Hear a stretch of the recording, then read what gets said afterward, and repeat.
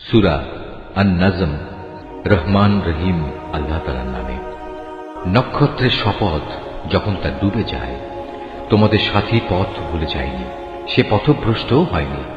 সে কখনো নিজের থেকে কোনো কথা বলে না, বরং তা হচ্ছে ওহী, যা তার কাছে পাঠানো হয়। তাকে আল্লাহর এই ওহী শিখিয়ে দিয়েছে এমন একজন ফেরেশতা যে প্রবল শক্তির অধিকারী। সে হচ্ছে সহজাত বুদ্ধিমত্তার অধিকারী। অতঃপর সে একদিন সত্যি সত্যি নিজ আকৃতিতে তার সামনে এসে দাঁড়ালো। এমন ভাবে দাঁড়ালো যেন সে ঊর্ধ্বাকাশের উপরিভাগে অধিষ্ঠিত। তারপর সে কাছে এলো, অতঃপর সে আরো কাছে এলো। এ সময় তাদের উভয়ের মাঝে ব্যবধান থাকলো মাত্র 2 ধনুকের সমান, কিংবা তার চাইতেও কম। অতঃপর সে তার আল্লাহর বান্দার কাছে ওহী পৌঁছে দিল, যা তার পৌঁছানোর দায়িত্ব ছিল। বাইরের চোখ দিয়ে যা সে দেখেছে, তার ভেতরের অন্তর তা মিথ্যা প্রতিপন্ন করেনি। তোমরা কি সে বিষয়ে বিতর্কে লিপ্ত হতে চাচ্ছ যা সে নিজের চোখে দেখেছে? সে ভুল করেনি, কারণ সে তাকে আর একবারও দেখেছিল। সে তাকে দেখেছিল সিদরাতুল মুনতাহার কাছে, যার কাছে রয়েছে মুমিনদের চিরস্থায়ী ঠিকানা জান্নাত। সে সিদরাটি তখন এমন এক জ্যোতি দিয়ে আচ্ছন্ন ছিল, যা দ্বারা তার আচ্ছন্ন হওয়া শোভনীয় ছিল। তাই এখানে তার কোনো দৃষ্টি বিভ্রম হয়নি, এবং তার দৃষ্টি কোন রকম সীমা লঙ্ঘনও করেনি। অবশ্যই সে আল্লাহ তাআলার বড় বড় নিদর্শন সমূহ দেখেছে। তোমরা ভেবে দেখেছ কি লাত ও উজ্জা সম্পর্কে, এবং তৃতীয় আরেকটি দেবী মানাত সম্পর্কে? তোমরা কি মনে করে নিয়েছ পুত্র সন্তান সব তোমাদের জন্য, আর কন্যা সন্তান সব আল্লাহর জন্য? তাহলে তো এ বন্টন হবে নিতান্তই একটা অসঙ্গত বন্টন। মূলত এগুলো কতিপয় দেবদেবীর নাম ছাড়া আর কিছুই নয়, যা তোমরা নিজেরা এবং তোমাদের বাপ দাদারা ঠিক করে নিয়েছ। আল্লাহ তাআলা এ নামের সমর্থনে কোন রকম দলিল প্রমাণ নাজিল করেননি।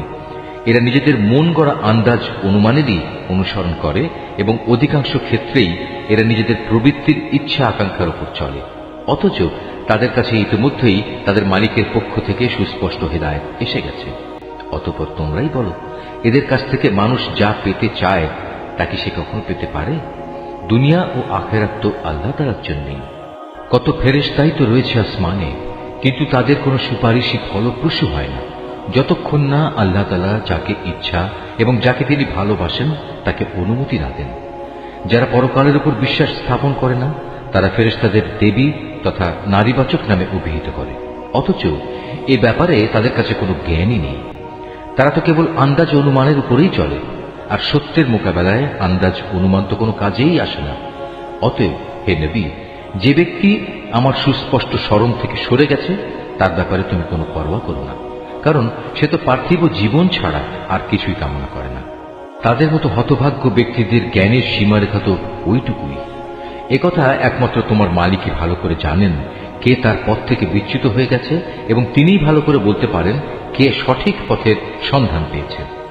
আসমান সমূহ ও জমিনের সব কিছু আল্লাহ তাআলার জন্য। এতে করে যারা খারাপ কাজ করে বেড়ায় তিনি তাদের খারাপ প্রতিফল দান করবেন, এবং যারা ভালো কাজ করে তাদের তিনি এজন্য মহা পুরস্কার প্রদান করবেন। এটা তাদের জন্য যারা বড় বড় গুনাহ থেকে এবং বিশেষত অশ্লীলতা থেকে বেঁচে থাকে। ছোটখাটো গুনাহ সংগঠিত হলেও তারা আল্লাহর ক্ষমা থেকে বঞ্চিত হবে না, কারণ তোমার মালিকের ক্ষমার পরিধি অনেক বিস্তৃত। তিনি তোমাদের তখন থেকে ভালো করে জানেন যখন তিনি তোমাদের এ জমিন থেকে পয়দা করেছেন। তখনও তিনি তোমাদের জানতেন যখন তোমরা ছিলে তোমাদের মায়ের পেটে ক্ষুদ্র একটি ভ্রূণের আকারে। অতএব কখনো নিজেদের পবিত্র দাবি করো না। আল্লাহ তাআলাই ভালো জানেন কোন ব্যক্তি তাকে বেশি ভয় করে। এই আয়াতটি যিনি তেলাওয়াত করবেন এবং যিনি এই আয়াতটির তেলাওয়াত শুনবেন, তাদের সবাইকে এখানে একটি সাজদা আদায় করতে হবে। এটা ওয়াজিব। হে নবী, তুমি কি সে ব্যক্তিটিকে দেখোনি যে আল্লাহ তাআলার পথ থেকে মুখ ফিরিয়ে নিল?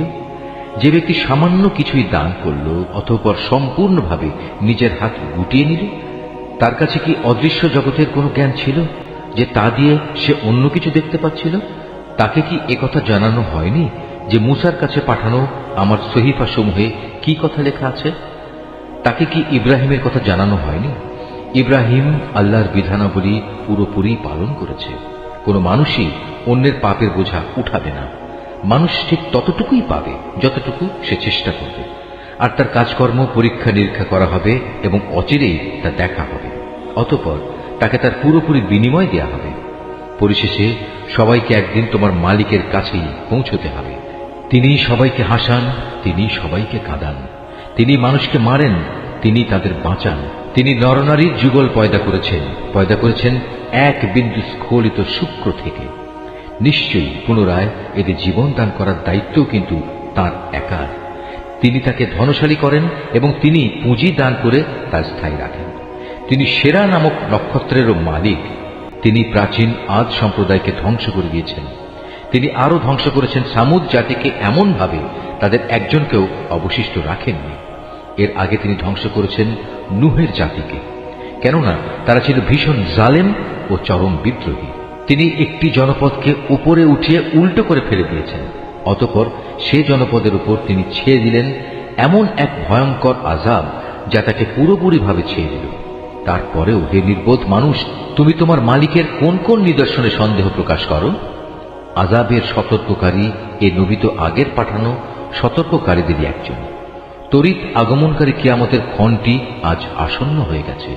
আল্লাহ তাআলা ছাড়া কেউই সে ক্ষণটির দিনকাল সম্পর্কিত তথ্য উদ্ঘাটন করতে পারবে না। এগুলি কি তাহলে সেসব বিষয় যার ব্যাপারে তোমরা আজ রীতিমতো বিস্ময় বোধ করছ? এসব বিষয় নিয়ে তোমরা আজ হাসাহাসি করছ, অথচ পরিণামের কথা ভেবে তোমরা মোটেই কাঁদছ না। মনে হচ্ছে তোমরা মূল ব্যাপারেই উদাসীন হয়ে গেছ। অতএব তোমরা আল্লাহ তাআলার সামনে সিজদাবনত হও এবং কাউকে শরীক করা ব্যতীত তাঁরই ইবাদত করো।